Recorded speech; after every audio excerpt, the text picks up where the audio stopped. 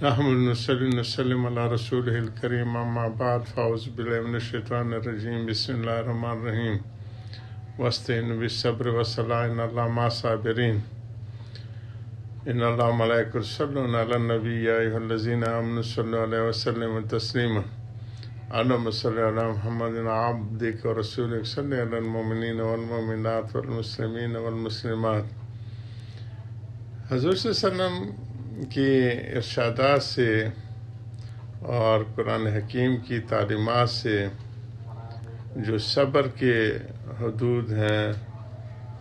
صبر میں کرنے کے اعمال ہیں اور جن چیزوں پہ جمنے کی چیزیں اس کے اوپر حضرت ارشاد فرما رہے ہیں۔ عوام میں تو صرف اتنا ہے کہ جز فز نہ کیا جائے، ہائے و نہ کیا جائے، بین نہ کیے جائیں، لیکن خواص میں، اور حضرت فرمایا کہ خواص بھی اس کا خیال نہیں رکھ رہے، یہ ہے کہ اعمال جو صبر آزما حالات ہوتے ہیں اس میں معاملات انسان کے متاثر ہو جاتے ہیں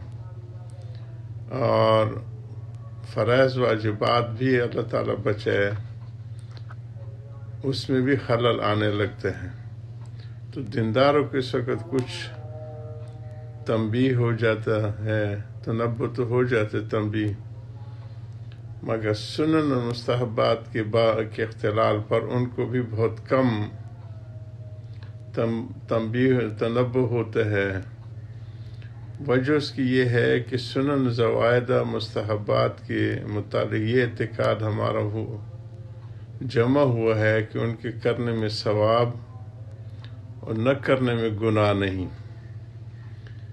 اس لیے ان کے ناغہ ہونے کو سہل بات سمجھتے ہیں، حالانکہ نصوص میں غور کرنے سے معلوم ہوتا ہے کہ سنن زائدہ اور مستحبات کا یہ حکم قبل شروع کے، مثلا کوئی 2 رکعت نفل کی نیت باندھ لے اور بیچ میں وضو ٹوٹ جائے اور اس نے نفل شروع کی ہوئی ہے تو اب اس کے ذمہ یہ 2 رکعت پڑھنا واجب ہے۔ ایک تو یہ حکم ہے، اور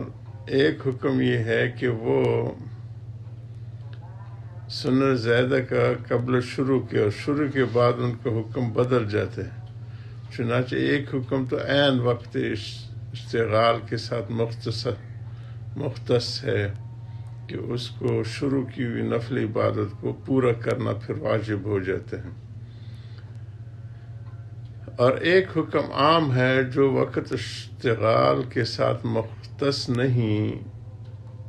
ایک حکم عام ہے جو وقت اشتغال کے ساتھ مختص نہیں، وہ یہ کہ جس مستحب کو پورا کرنا واجب ہو جاتا ہے وہ یہ کہ جس مستحب کو معمول بنا لیا جائے اور کچھ عرصے تک اس پر مواظبت ضبط کر لیا جائے، یعنی کر لیجئے، اب اس کا ناغہ کرنا اور مواظبت کو چھوڑ دینا مکروہ ہے۔ اس کی دلیل ایک حدیث بخاری کی ہے جو عبداللہ بن عمر رضی اللہ عنہ سے مروی ہے کہ رسول اللہ صلی اللہ علیہ وسلم سے ان سے فرمایا، یا عبداللہ ولا تکن مثل فلاں کان یقوم من اللیل ثم ترک۔ یہ صحیح مسلم کی روایت ہے کہ اے عبداللہ تم فلاں شخص کی طرح نہ ہو جانا جو رات کو نماز پڑھتا تھا تہجد اور اٹھا کرتا تھا پھر چھوڑ دیا۔ اس میں حضور صلی اللہ علیہ وسلم اس شخص کی اس حالت پر ناگواری اور کراہت ظاہر فرمائی۔ اس سے معلوم ہوا کہ ایک مستحب کو معمول بنا کر ترک کر دینا مذموم اور وہ مکروہ ہے۔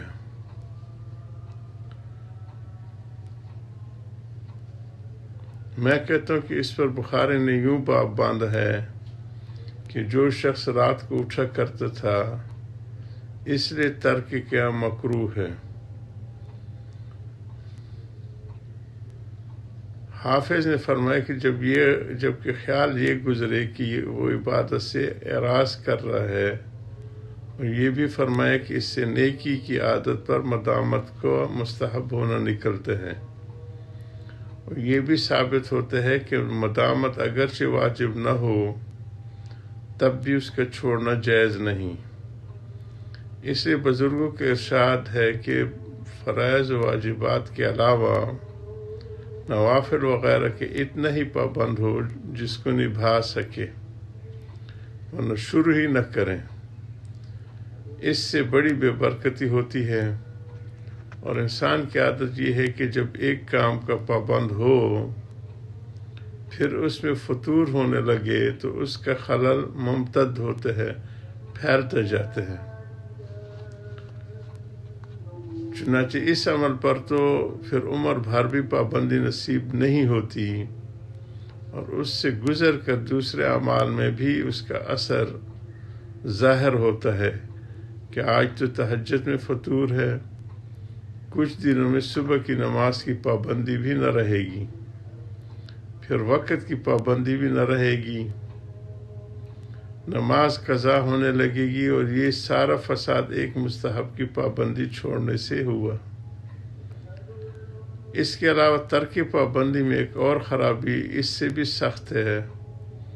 وہ یہ کہ شریف طبع کا خاصہ ہے، اور مسلمان سب شریف ہی ہیں،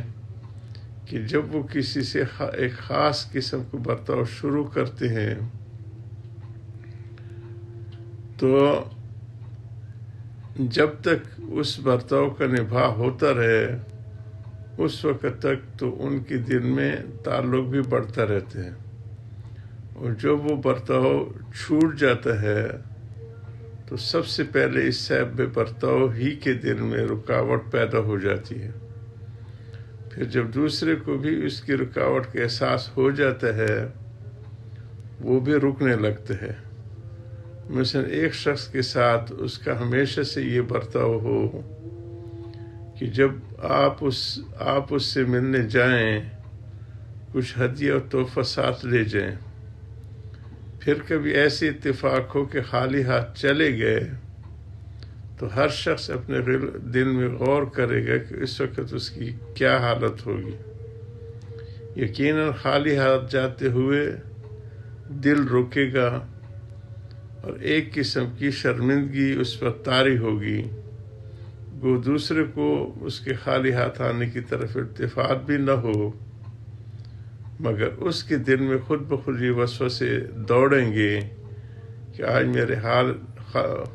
میرے خالی ہاتھ آنے سے دوست کو ضرور کچھ خیال ہوگا۔ وہ اپنے دل میں کہتا ہوگا کہ بس اب وہ تعلق نہیں رہا، وہ محبت نہیں رہی، چاہے اس کے دل میں کچھ بھی نہ آیا ہو، مگر یہ اپنے معمول کے خلاف کرنے سے ان وہم میں ضرور مبتلا ہوتا ہے۔ یہ طبی بات ہے، بس رکاوٹ کا بیج تو آج ہی سے بویا گیا، اس کے بعد یہ ہوگا کہ ایک دفعہ تو خالی ہاتھ بھی چلا گیا تھا، اب مہینے گزر جاتے کہ جانے کا نام بھی نہیں لیتا، دور ہی سے خط کے ذریعے سے بات چیت کر لیتے ہیں، پھر کچھ عرصے کے بعد خط و کتابت کا بھی سلسلہ بند ہو جاتے ہیں، اور دوسرے کو معلوم ہو جاتے کہ یہ شخص مجھ سے رکنے لگے ہیں، اب وہ بھی اس سے رکنے لگتا ہے، اور محبت مبدل بے عدم محبت ہو جاتی ہے، پھر عدم محبت کے بعد کبھی عداوت تک نوبت پہنچ جاتی ہے۔ اسی طرح جب کوئی شخص تہجد یا ذکر و شغل شروع کرتا ہے تو جب تک وہ ان کا پابند رہے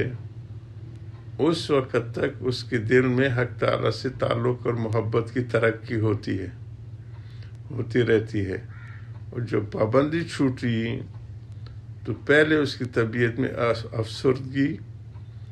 اور پژمردگی شروع ہو جاتی ہے۔ وآخر دعوانا الحمدللہ رب العالمین۔ اللہم انا علی ذکرک و شکرک و حسن عبادتک۔ سبحان ربک رب العزت عما یصفون وسلام علی المرسلین والحمد للہ.